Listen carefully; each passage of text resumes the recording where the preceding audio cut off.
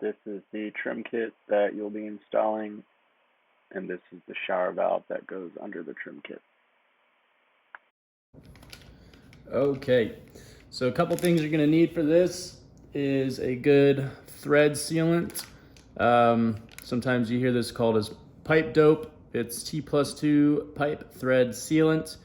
It's essentially the same thing as this thread tape, but it seems to be a little bit more effective. I do a combination of both just so that I get the best seal that I can.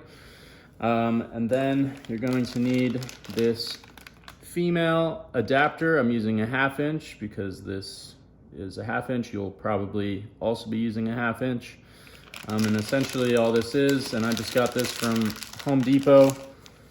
I think I haven't had any problems with their PEX supplies, so, and it's, just down the street, so that's why I'm using this.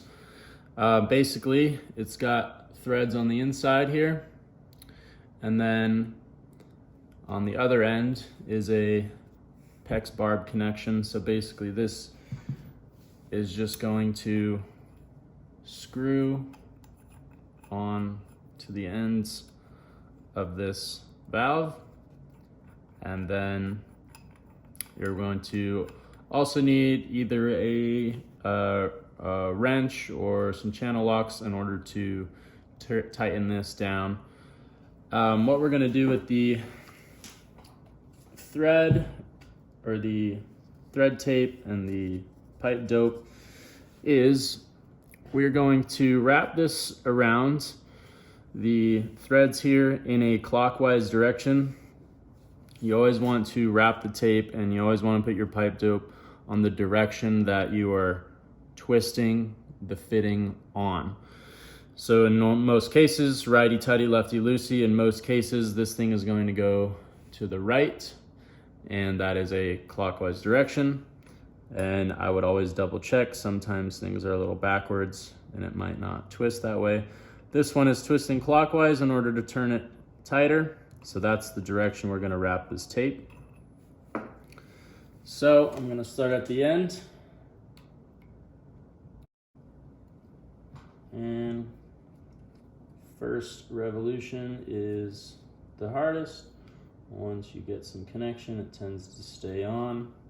Then I'll put the pipe dope on top of the tape. You never want to put your pipe dope under the tape. It kind of just defeats the purpose. And then this, you always kind of want to go to the left to make sure you're not going to cross thread. Start really slow so that if you are cross threaded, you're not going to break anything. This feels pretty good. So hand tighten it down.